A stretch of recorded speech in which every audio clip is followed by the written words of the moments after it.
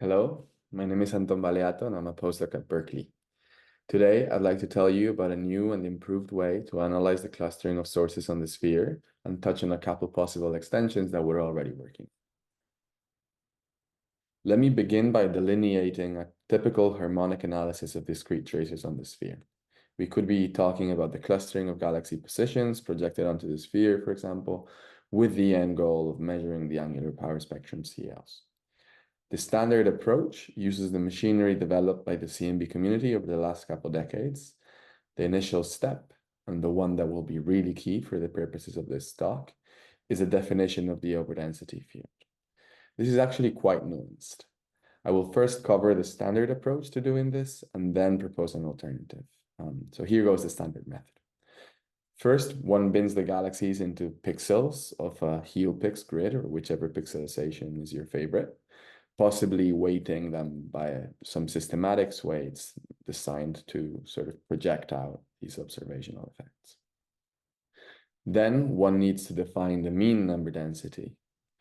Because of observational effects that affect our ability to detect galaxies, this mean varies across the sky. There are several ways to characterize the completeness of your observations. Some people weight the galaxies by what fraction of them get observed in a given pixel, but actually many Monte Carlo this using the so-called randoms, which provide a convenient way to translate between all the different pixelizations that you've computed the observational effects on, for example. The idea is that you throw down points randomly within the footprint and then you subject them to the same selection protocol that you apply to the actual data. And in this way, you define the local mean number density in the absence of clustering. You then bin these randoms into pixels to end up with a map of the mean number density across the sky that you can then use to define your overdensity. But you could get to the same place if you used completeness weights or something like that, and everything I'll say today applies either way. With these two pixelized fields in hand, one then defines the overdensity field as the ratio of the two maps -1. From here on, one just follows the standard master algorithm from Yvonne et al., which entails taking the spherical harmonic transform using the tools provided by your pixelization scheme, and then calculating the pseudo-CLs as an average over the magnitude squared of all the ALMs at a given M. This, of course, does not give you the true CLs, but rather something else, which on average is the convolution of the true CLs with a mode coupling matrix given by the window, which I will also sometimes call the mask. So since the window is known exactly, the mode coupling matrix can be computed and applied to the theory to enable an apples-to-apples comparison. So far, this is all very standard. Many efficient and well-tested codes exist to carry out this analysis, such as, for example, Namaster. But if you read the fine print in the Namaster paper, for example, there are several caveats that the LSS community often gloss over. The main one being that this formalism only holds for band-limited functions. This is satisfied by the CMB, which has a very red spectrum, thanks in large part to the fact that they work with much broader, fatter beams. But galaxies actually have a lot of power in small scales due to shot noise. So this assumption is broken. As a result, all this sub-pixel power comes back at you in the form of aliasing that contaminates the CLs on a wide range of scales. Unfortunately, the issue of how to anti-alias on a curvilinear grid is an open research problem, unlike in the 3D case where we do know how to anti-alias, how to implement fancy grid assignment schemes. So in 2D, points typically just get assigned to the nearest pixel center. In addition, the finite and non-trivial size of the pixels results in a pixel window function that we can only characterize approximately. And interestingly, the effects of pixel window function and shot noise partially cancel each other out. But the extent to which they do so depends on the exact shape of the underlying power spectrum, so it is hard to accurately correct for these effects.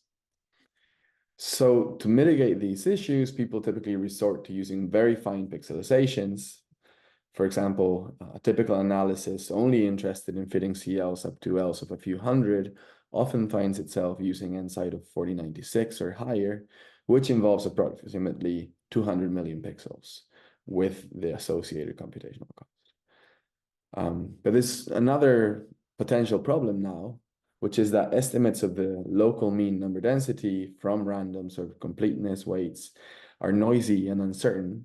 So processing that noise through an operation as nonlinear as a ratio, which we used in defining the overdensity, can really distort the statistics. So one needs to ensure that the local mean is very finely sampled, for example, by drawing a huge number of randoms so that you always have tens of them per pixel on average. So loading and manipulating these large files gets computationally expensive very quickly as well. But all the issues I just mentioned arise from having binned the data and the randoms into pixels.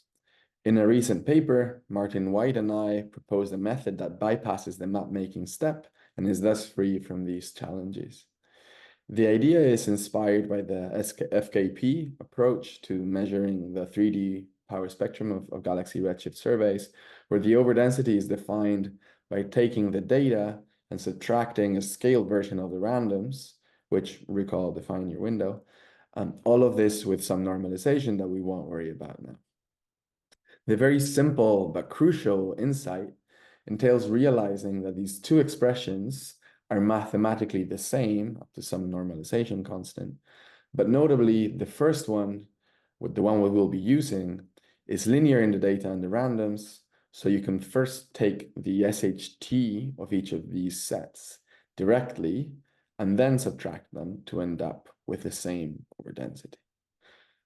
But crucially, this never has you bin anything into pixels, which is a requirement of the alternative definition, because you're doing this ratio, which is a very nonlinear operation. So the algorithm goes as follows. Starting from a catalog and positions of positions and weights for the galaxies, you directly take the spherical harmonic transform to get the ALMs. Now you do the same for the randoms, or if you're given a pixelized footprint instead of randoms, you take the SHT, spherical harmonic transform, using whichever tools are appropriate for the pixelization. Note that we have to normalize the randoms to account for this alpha factor here. In practice, this means ensuring that the sum of the weights of the randoms, or the mean of the pixelized mask, equals the sum of the weights of the data. Now you take the difference between the ALMs of data and randoms and carry out a standard pseudo-CL analysis. The only step that's slightly modified is the calculation of the mode coupling matrix, which naturally depends on the pseudo-CLs of the window. You can obtain these either from the ALMs of the randoms, if you're given randoms as a definition of your footprint, and in that case, you might want to subtract shot noise. Or if you're provided a pixelized mask in HealPix format, you just take its ANA-fast, for example. You then convolve the theory with this mode coupling matrix, you bin, possibly mode decouple, and so on. You compare theory and observations, basically the standard procedure. But I'll quickly note that in the paper, we also explore an alternative to mode decoupling that doesn't try to undo the change in the shape of the spectrum, but just renormalizes the amplitude of the bins to leave a shot noise spectrum unchanged. This has the advantage that mode decoupling does not couple together faraway bins and does not involve negative entries. I can discuss this in the discussion session if there's interest, or you can check out the paper. But these are just two possible conventions, and as long as you do the same thing to theory and data, you're good. Okay, but let me emphasize again two key points. First is that we never had to put things onto a map, so we avoided issues to do with aliasing or the pixel window function. And two, that we never had to divide by the uncertain local mean density. We just have to do the SHTs directly. And if the sources are point-like, These are just discrete sums, which, as I will show you in a few slides, can be done very efficiently on GPUs. And finally, notice also that all the information is compressed into the ALMs for the data and the randoms. So you can just distribute these as a complement of the catalogs, and these can be very efficiently rotated and dealt with using existing machinery. All right, so before I get into the details of how we implement this, let me show you two quick examples, just so it is clear to you why we're doing this. First, let me give you an example that has lots of small scale power, one for which aliasing will be really bad if you go the conventional route. Consider a set of points on the sphere laid out following a Fibonacci spiral. This is just a fast way of distributing points approximately homogeneously on the sphere. We lay out around 150,000 points so that for any of the HealPix grids we consider, we have always fewer than 1 point per pixel on average. And actually, to sort of help the standard method a bit, we randomly perturb the points around so the spacing isn't entirely regular. The figure on the left shows the pseudo-CLs calculated in the direct approach. Recall that that's just the average of the squares of all the ALMs at a given L, with these ALMs computed using our direct SHT code. Yeah. Notice that this has significant power at high L, which will induce problematic aliasing. Now we compare these pseudo-CLs obtained the direct way to the pseudo-CLs obtained from pixelized grids of varying resolution. The right panel shows the ratio of the CLs obtained using the two approaches.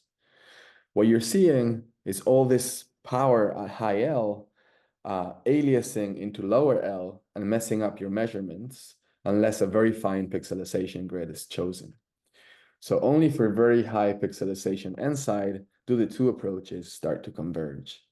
And actually, if you don't blur the point positions around, like I mentioned, and you let them be spaced practically evenly, none of the pixelized curves converge even for moderate L.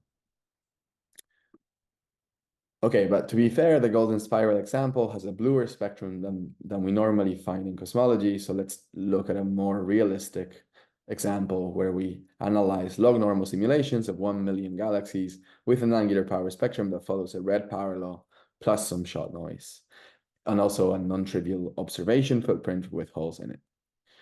We will err in favor of the standard method by enhancing the signal relative to the shot noise, simulating a sample that's signal dominated all the way up to L of 1,000. Once again, we analyze this data set two ways, first using our direct method and then using the standard pixelized approach.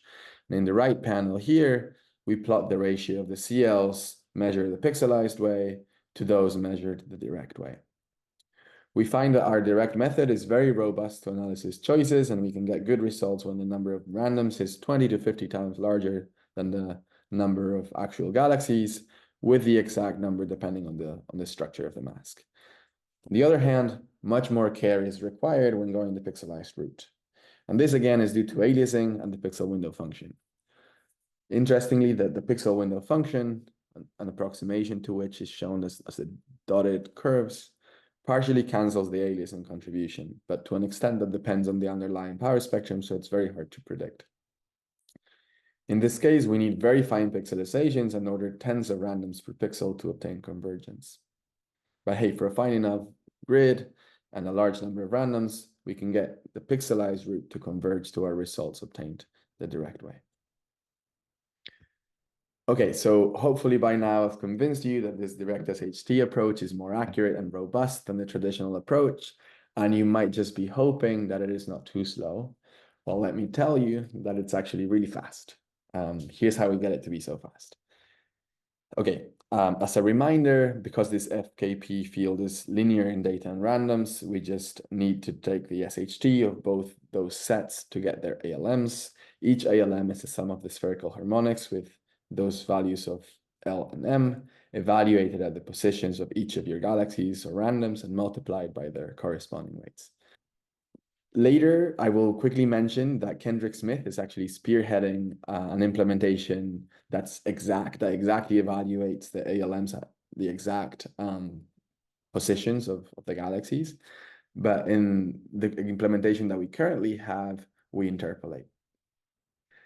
So this, what we do is that we evaluate the Legendre polynomials and their derivatives recursively on the grid in theta, and we interpolate in between using these super cool cubic Hermite splines, which the basic idea of them is that you can form a linear combination of the function values and derivatives that give you the unique cubic polynomial that interpolates between nodes. And just very quickly, because I'm running out of time, I'll show you this plot here. Basically, we've implemented the algorithm in NumPy and in C, and these codes run really quite fast. But we also noticed that the SHT really lends itself to acceleration on GPUs because you're essentially just doing a huge number of really dumb sums over weighted points over and over again. So we used JAX to port this to GPUs and got some really exciting numbers running on NERSC. Here I'm showing you the wall time taken to obtain all the ALMs up to Lmax of 256, 512, or 1024 as a function of the number of points, that's galaxies or randoms, when running on 4 GPU cores in a single Perlmutter node. You can see that getting the ALMs for 10 to the 8 points up to any Lmax that we'll be using anytime soon basically takes under 30 seconds. And something that's sort of funny when you have this many points is that the bottleneck is actually the 1D sort of the data in ascending order of latitude, which is a requirement of our current implementation, but it's not a requirement in general. And for example, Kendrick's implementation doesn't have this limitation. So I guess this just tells you how fast everything is. And if the data is already sorted, then the code runs much faster. So just quickly, let me advertise that we've made our code public on GitHub. It's called DirectSHT. It has very few dependencies, so it's almost trivial to install. You can run it on CPUs, but there's also GPUs available. And the code automatically recognizes if you have GPUs and distributes memory and computation across them. In the repo, there's many pedagogical notebooks, including on how to do cross correlations. So I just wanted to quickly flash some extensions. Kendrick is leading an exact version of the harmonic transform. I also want to mention that Martin Reinecke, Sebastian Belkner, Julian Caron have similar codes using CPUs in the context of CMB lensing. We're working with Roger de Belsons on an estimator for the Lyman alpha P3D, which is sort of an ideal application because you have a very sparse sampling of Lyman alpha skewers that are very finely sampled in the radial direction.